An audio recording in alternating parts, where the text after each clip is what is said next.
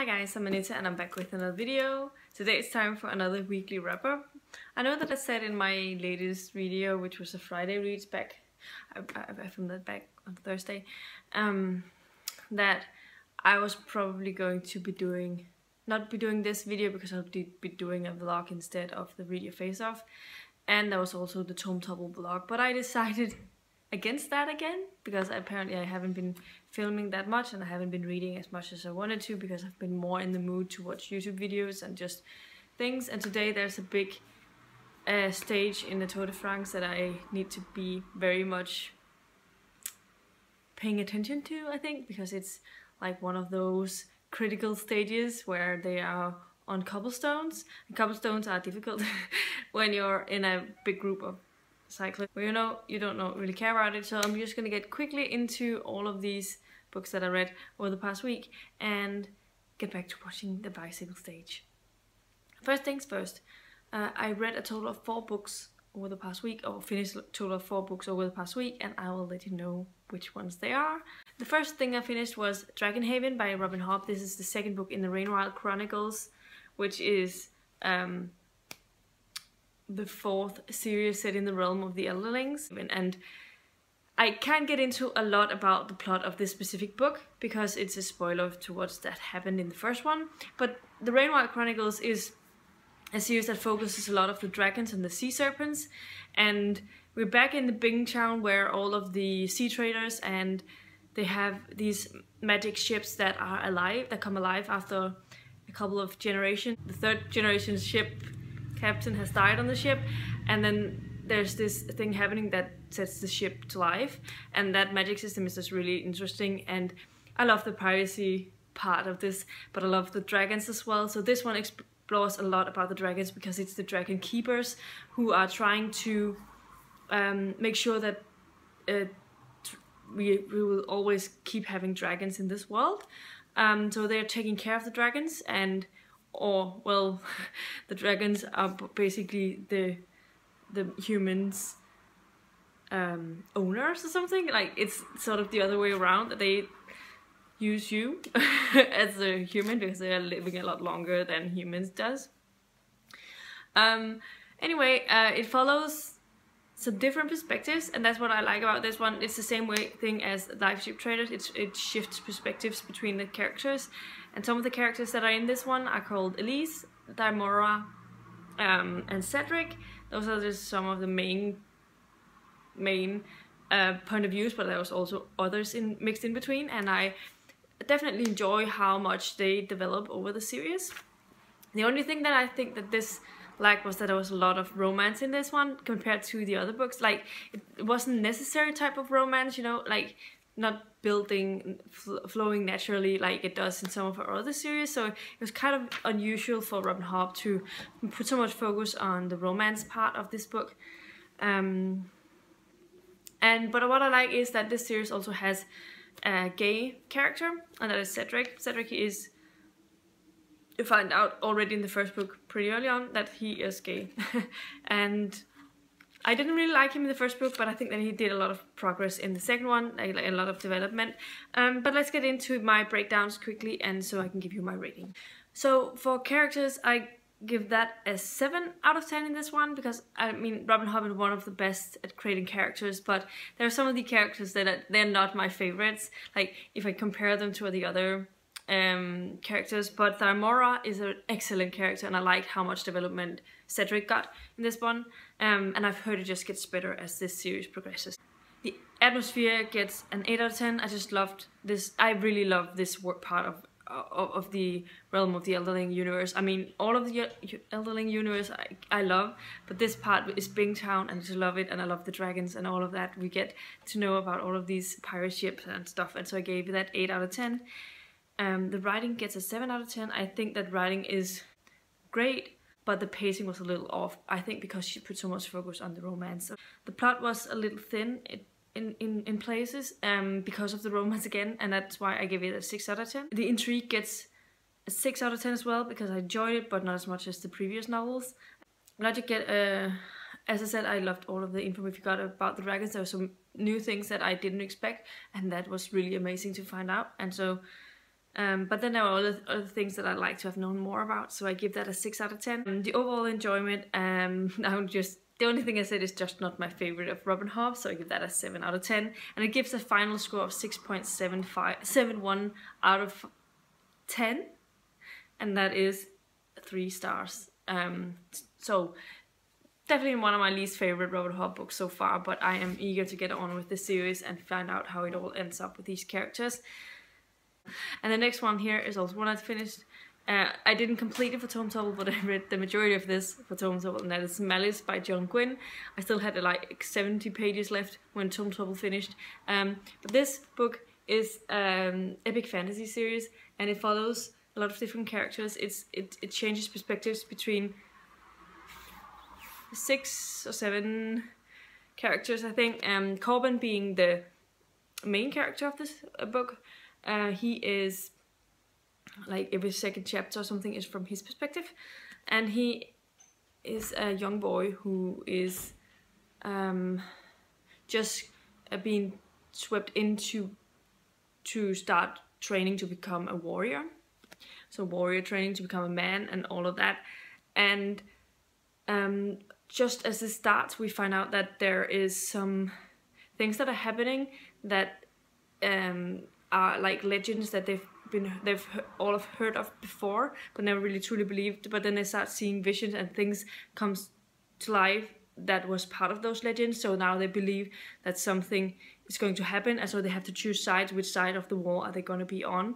And so there's a lot of political intrigue in that. And so I ended up really enjoying all of the different characters' perspectives, almost except possibly one of them, but that was only like he only had like 2 or 3 chapters over the whole book, and it was only like 2 to 3 pages each. But still, highly enjoyed this, all of the narratives in this one. And yeah, let's get into the breakdown. The characters get a 9 out of 10. As I said, all of the characters almost I really loved. I think they had a lot of development through the book, and they just kept surprising me. I mean, there were people in there that I really hated, but they were not really the main characters of those chapters, if you will, except like one of them. The atmosphere gets an 8 out of 10. It's like classic epic fantasy, like Game of Thrones style in the setup and the way that it's written from multiple perspectives, and Tolkien and stuff. But the thing is, the difference in all of this is that all of the creatures, they're not like elves and dwarves and dragons and stuff. Instead, there's worms and drakes and giants and all of these other things that makes this a little different than your regular epic fantasy. The writing gets a 9 out of 10. Considering this is a debut novel, it was really well written. I think that the how he built up the chapters for each of the characters and how he just kept me being engaged, because I wanted to get back to that character, but I also really wanted to read from the character that we got to. All of those things that happened, it just worked really well. The plot gets a 9 out of 10 because even though this is like classic fantasy, I just think that those parts that were unique also made this just so much better. The overall intrigue, I give a 9 out of 10 as well. I just kept wanting to get back to the book. And the logic, the characters seemed really real, and the plot worked. And so that made the story really click, and I give that a 10 out of 10. Overall enjoyment is definitely the best high fantasy, epic fantasy read that I've read this year so far, for sure. In a long time, I don't think I've read anything like this where I've been so immersed in all of the characters. But yeah, overall enjoyment get a 10 out of 10. The final scoring is a 9.14 out of 10, and that's equals to 5 out of 5 stars. Highly recommend this one, and I cannot wait to get into Valor in August. When me and Michael are gonna continue the body read, because we are excited to see what's gonna happen. Now, the first thing that I finished for the Read Your Face Off was Fruits Basket Volume 4. Fruits Basket is following this girl who is, she's an orphan, and she's been living in the woods by herself, waiting for her grandparents to come back. But some day she bumps into these boys who lives in this big mansion, part of those woods. They take her in so that she doesn't live on her own and she can get something to eat, and they find that they build a great friendship. She also finds out that some secretives with these boys, that there's some ancient myth surrounding these boys. They're part of a sort of zodiac legends that means that every time someone touches them with like affection of some kind, they turn into a zodiac animal. Yeah, so you could be anything. Like all of these characters has their own zodiac animal attached to them, like as part of them. I think that the characters develop quite nicely over the volumes. I can't get a lot into the plot of this because it will be spoilery. Let's get to the breakdown. First up, the characters get an 8 out of 10. So Toro is the main character, and I like the friendships that she gets with all of these different boys in this one. Which for when it comes to graphic novels and stuff, in mangas, it's the art style that I'm sort of thinking of, and I enjoy the art style. However, I feel like I probably have not read enough manga to sort of tell the very big differences there are between them.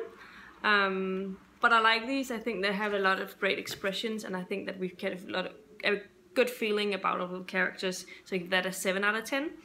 The writing gets a 7 out of 10. The dialogue between all the characters is okay. The plot gets a 7 out of 10. I don't think a whole ton of things happened in this one, but still we got to know some new characters, and that was interesting. And so things happened, like she keeps meeting new characters in all of the volumes, and I think that's probably what moves this story along so far. The overall intrigue gets an 8 out of 10 because I read it in one sitting and I kept wanting to read it. Like, it was a little slow in the beginning, but I feel like the last 2/3 of it was really interesting, and something I really got invested in. The logic, I mean, it works. This all works, and I think that all of the meeting of the new characters and how they are slowly becoming part of the series, I enjoy that, but I give that an 8 out of 10. And the overall enjoyment gets a 7 out of 10. I enjoy this manga a lot, but it doesn't hold the same appeal to me as the Full Metal Alchemist does, but still I really enjoyed it, and so I end up giving this a final score of 7.42, and it equals 4 out of 5 stars. The final thing that I finished this week was Carpe Corpus, or Slutspil, which is the Danish title, which is the 6th book in the Morganville Vampire series. I have been working on this since May, but I haven't actually read from it since May either. So I've had it put down for a whole month, but decided for this weekend that I would like to start and finish these so I can hand them in at the library.